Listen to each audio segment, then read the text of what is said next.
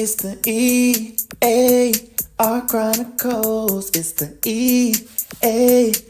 Chronicles. I'm talking TV. I'm talking movies. I'm talking anime, cartoons, sci-fi, and fantasy.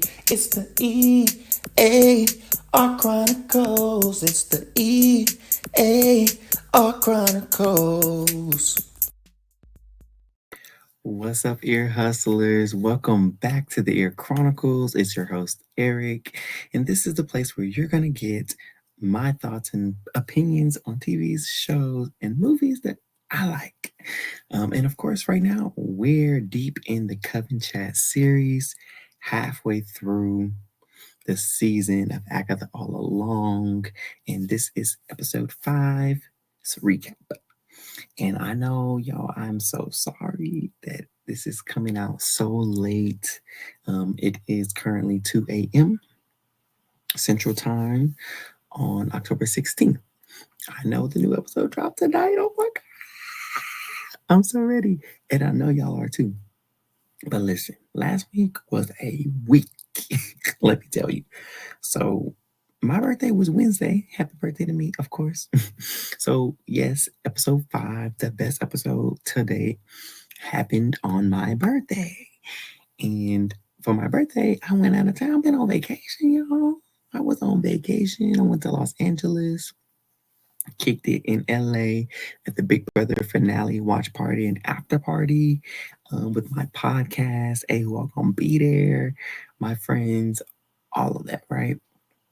So I have not had much time I haven't had any time to sit down and record this recap because I just got back today, or yesterday rather, and had some work stuff to deal with along the way. So life been lifing as it always is. So again, apologies for late recap. We're gonna get into it, and I'm gonna try to get us out of here in 30 or under, like before. So let's dive in.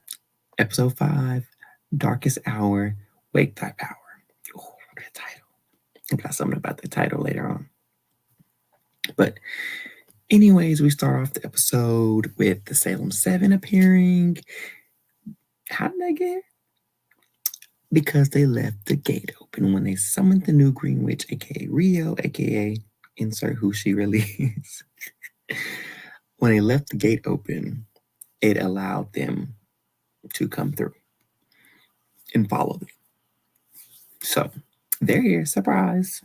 Now y'all need to run because they out for Agatha.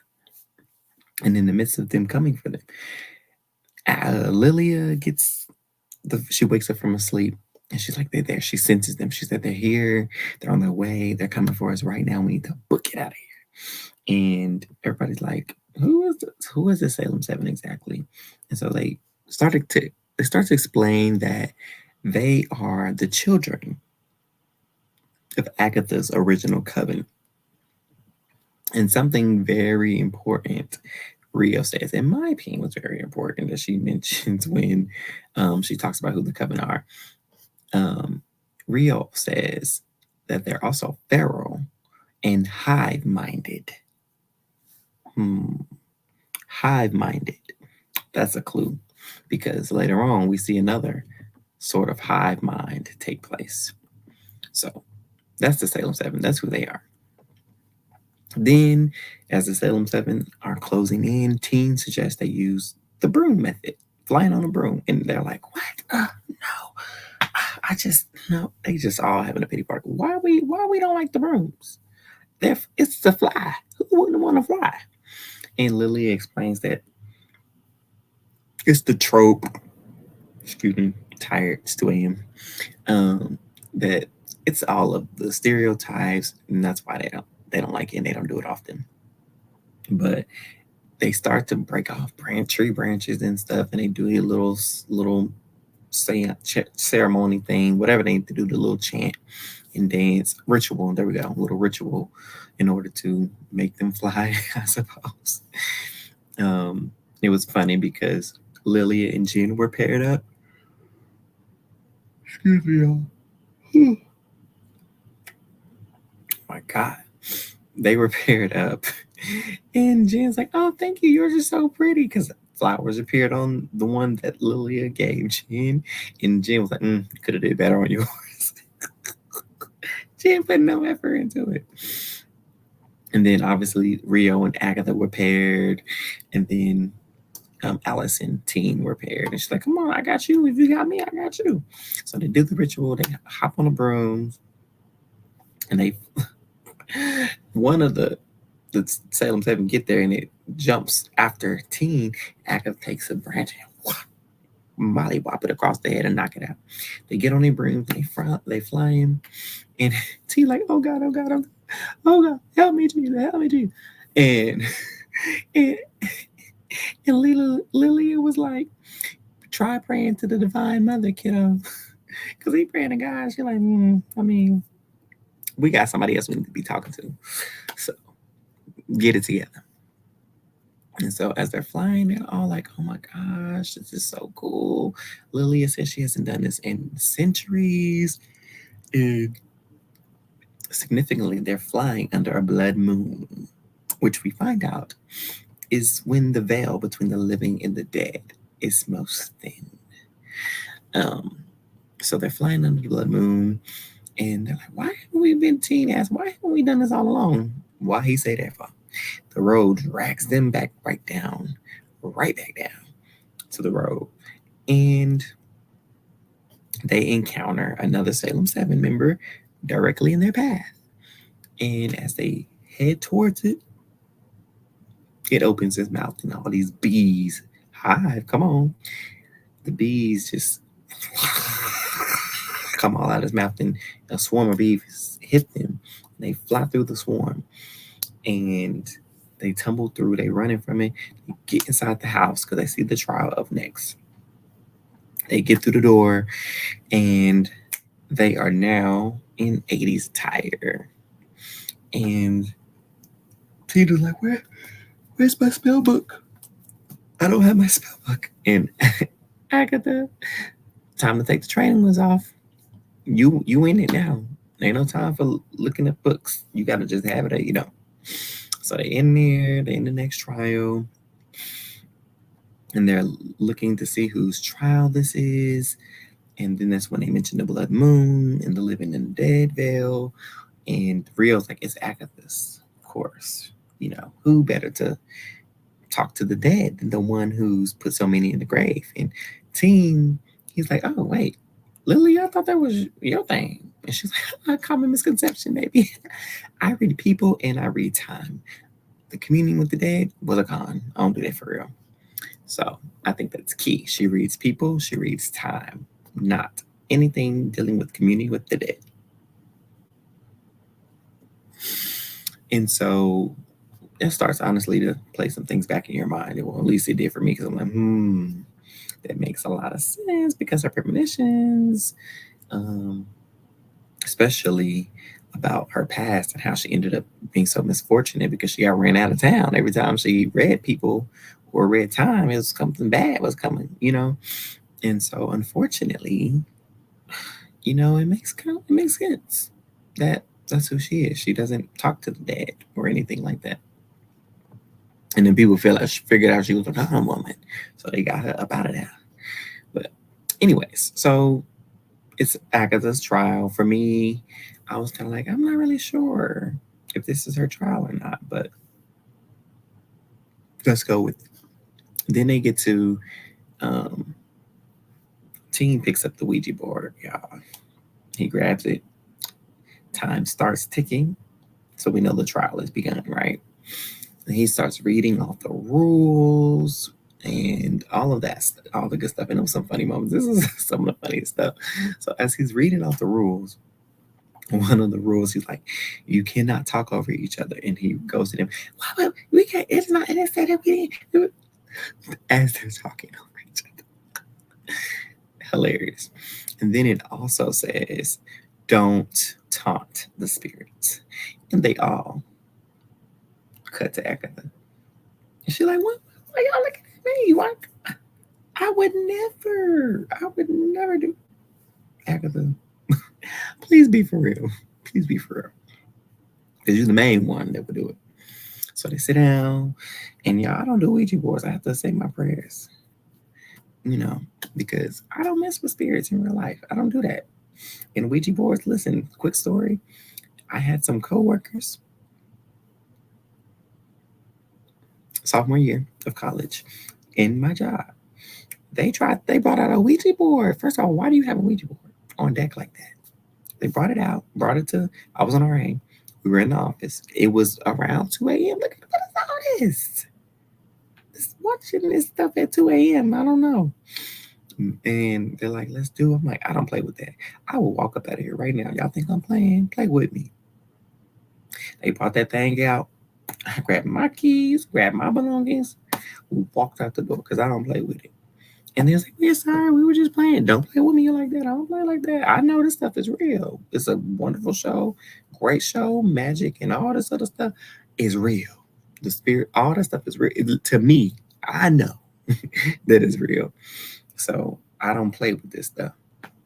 Anyway, they got off the Ouija board and it's doing this thing.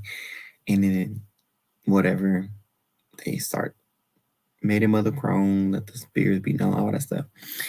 Mrs. Hart is the first spirit that comes up. I put quotes in there because it wasn't really her. And Agatha starts to speak like her because Lilia's hands came off the planchette because there was another rule: don't let your hands come off the planchette. And so Agatha becomes possessed with Mrs. Hart's spirit, and she starts talking like her. And they're all like, "Oh, Mrs. Hart, I'm so sorry, girl. How you doing? Are you all right? How's your face?" And Jen was like, "She Agatha. That's Agatha. She playing." And she's like, "Oh, God, they good, girl. Get over here and get serious. We run out of time." And so they do it for real this time. And the board starts moving and it tells it what it wants. And it says, well, who's here? It says death. And Rio laughs. Why are you laughing, Rio? Why are you laughing? Death makes you laugh? And then it says punish. And they said, punish who? It says Agatha. And it just starts saying Agatha, Agatha, Agatha, Agatha, Agatha. And she loses it. She's pissed off. Like, no, stop, y'all, stop. And they're like, we're not doing it. This is really happening. And her hand lets go. And I'm like, what in the world's wrong with you? Stop. We quit playing. And she's not playing. Because after she lets go, there's this huge screech that's let out. And we hear they're all holding their ears. Ah, and Lily's like, I hated it the first time. If we recall back in episode 2, when she first met Agatha and Teen, she had a premonition where she would like that. So it's giving us recall. The connections are connecting. And then after that, Agatha is like disappears. And before then, they're like, what do we need to do? And Jen's like, we have to punish Agatha. That's what it wants. That's how we stop it. And that's what makes the screeching stop. And she's like, no, guys, wait, let's not do this. And they all start ganging up on her.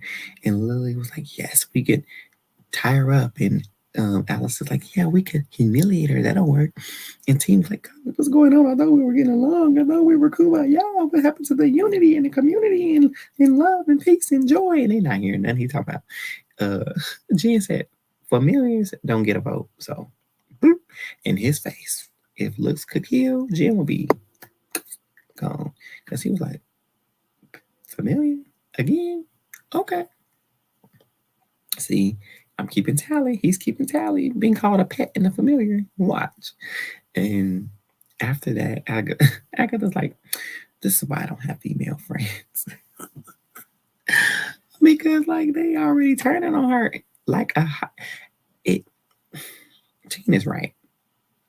They were just at the campfire, trading scar stories, sharing personal things about themselves. And y'all turn on her that quick? And if I remember I said Rio said the original Salem 7's kids, who are now the Salem 7, the original Coven, who's the parents of the Salem 7. The Salem 7 became that way, feral and hive-minded after their parents' death. So, who's being hive-minded now? this coven. They flew into a swarm of bees. Bees live in hives. They're all one-track minded. Punish Agatha. I'll talk more about this at the end. And so, as they're getting ready to get Agatha and punish her, she disappears. Lights go off. She disappears. And then she comes back possessed for real this time. And she like all scaled up and ugly and dried up faced and all that stuff. And she's coming for Teen. And then Jen's like, stop, like, get away from him. And then she goes and she yoke up Jen. I mean, she snatched her up real good and is choking the life out of her. And Lilia finds the lights, turns on the lights. She drops Jen. She disappears again. But then her mother's spirit, Evanor Harkness's ghost, appears. And Rio's like, it's a ghost, and I don't like ghosts. For whatever reason, Rio is pretty uneasy about this one. And so they ask her, what do you want? She's telling them, finish the road without Agatha. Leave her here with me so we can punish her. Oh, eerie and creepy. And Agatha's like, please go, don't leave me, don't leave me. And then they're like, no, we need to leave. Let's go. She's the problem. She's the danger to us. Agatha Harkness has always been the danger. There's no flood. There's no fire. She's the problem. She's the one who's keeping us in danger in this trial. Let's leave her so we can go. And then my heart almost broke. It did break. And Agatha walked down the stairs. She's like, hey, Mom, why do you still hate me? And her mom's like, you were evil when you were born. I ought to have killed you as soon as you left my body. Excuse me, ma'am? You saying that about your own daughter? That's more insidious than anything I've ever heard. I don't know what I thought she was going to say, but that was not it. That was deep and dark and dastardly. So now we got to see where some things went wrong and some trauma was formed for Agatha. And so she's begging the coven not to leave her. And in that moment, they're like, Teen's trying to plead with them. Even Rio, because she said, let's slit her throat earlier. And they're like, you were trying to slit her throat, now you talking about save her? She's like, yeah, but we can't leave her with her. And so her mother possesses her body again.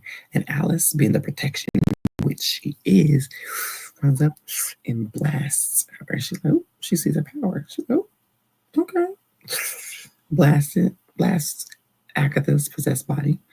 Blasts her mother's ghost out of her.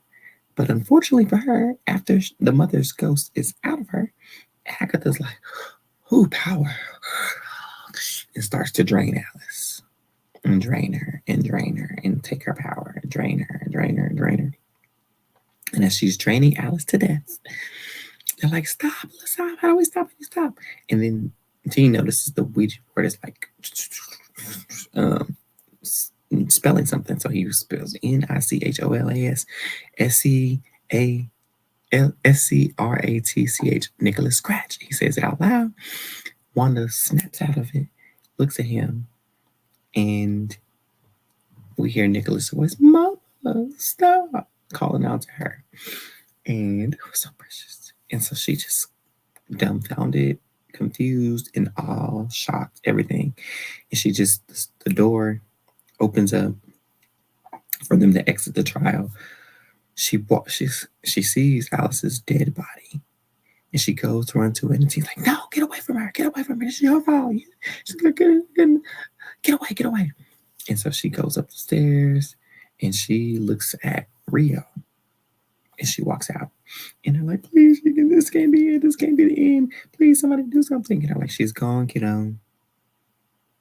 Alice is gone. Alice. I didn't want to be right last time, y'all. It was my prediction, but I was right. Alice, don't try to save Agatha. I put that in my TikTok at the E.A.R Chronicles. Or I think it's just E.A.R Chronicles on TikTok. But I knew, something in me told me that I needed to pair those together, those premonitions together, because premonition 3 in episode 3 was try to save Agatha, and in 4 it's Alice. Alice, don't. Alice, don't try to save Agatha. She tried to save Agatha. She died. So it was premonition. They're out of order, y'all. We got to start looking at these clues a lot more closer that Lily is giving us. She gave us some more. And not only that, she gave us in the midst of Alice blasting Agatha, she says Knight of Wands, which is another tarot card, which on top of that, she said Three of Pentacles, High Priestess, Three of Swords, and now the Knight of Wands. I don't know what those mean. I'm not giving into those and what they mean. Y'all can look those up on your own time.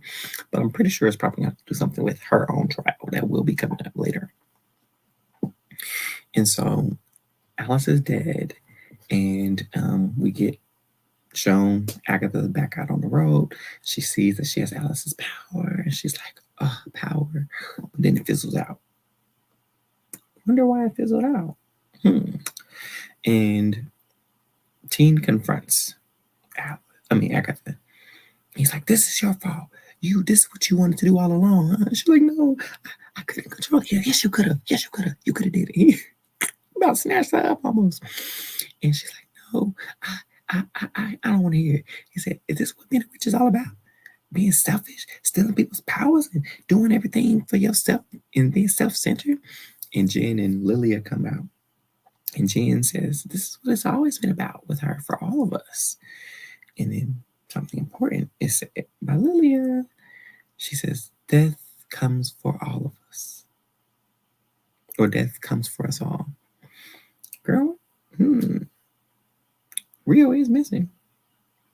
Rio and this death word are starting to go hand in hand for some reason. I wonder why. And after that, Teen is giving her a lecture. He's like, we got to be better than this. We're supposed to be better than that.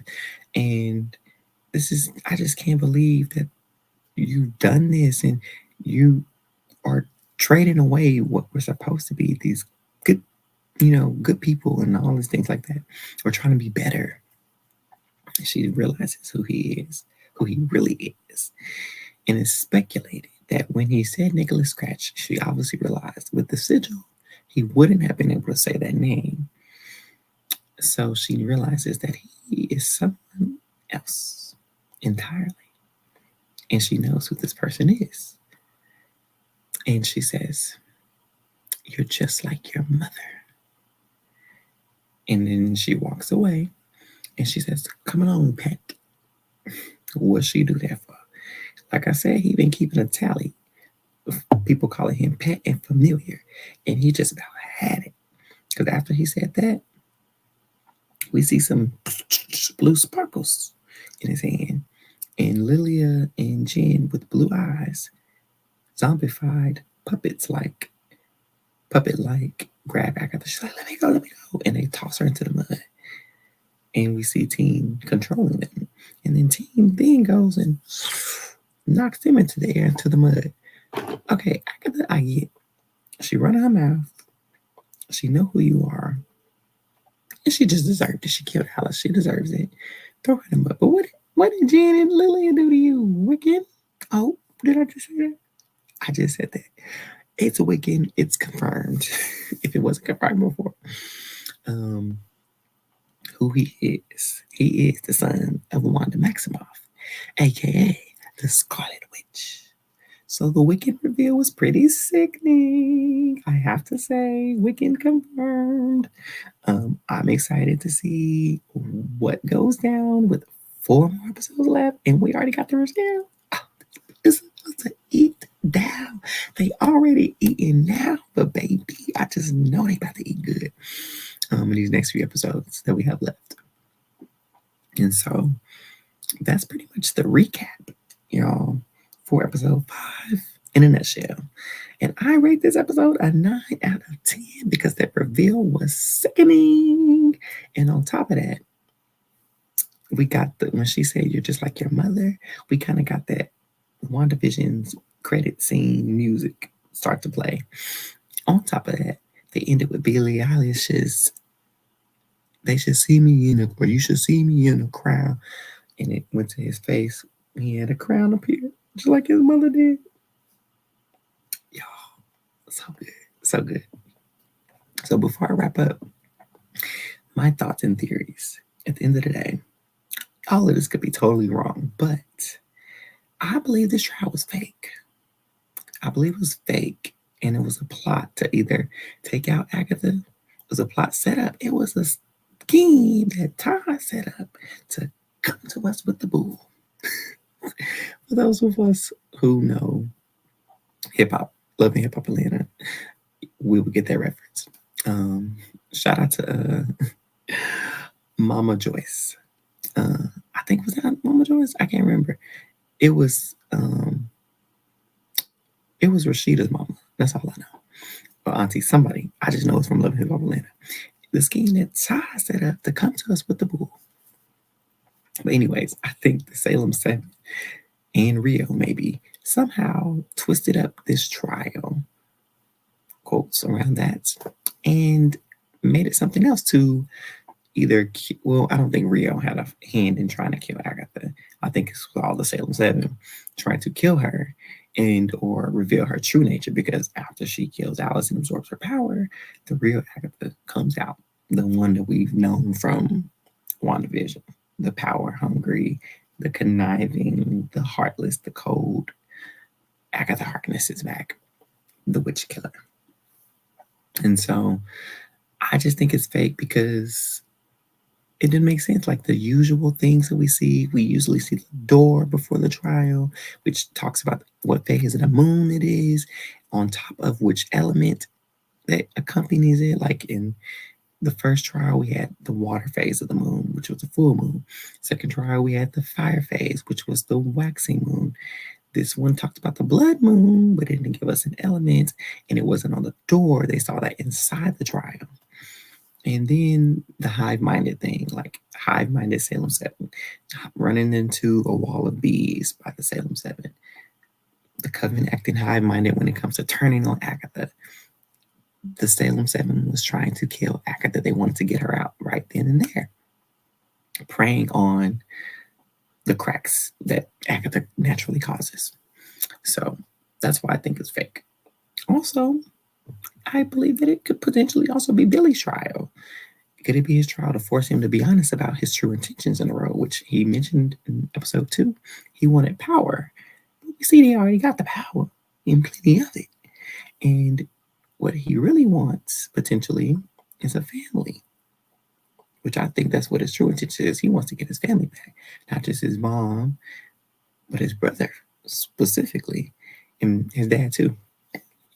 And losing Alice, whether losing her was for real or not, was to really tap into that, because he's all about the unity and them coming together and then working as a team and being a unit, and him finding his place and him finding his community, the place where he belongs, because he's lost that, longing for that. And losing Alice snaps him back to reality, and seeing Wanda kill her, it's like, okay, I can't keep faking this. I have to own up to what I'm here for real.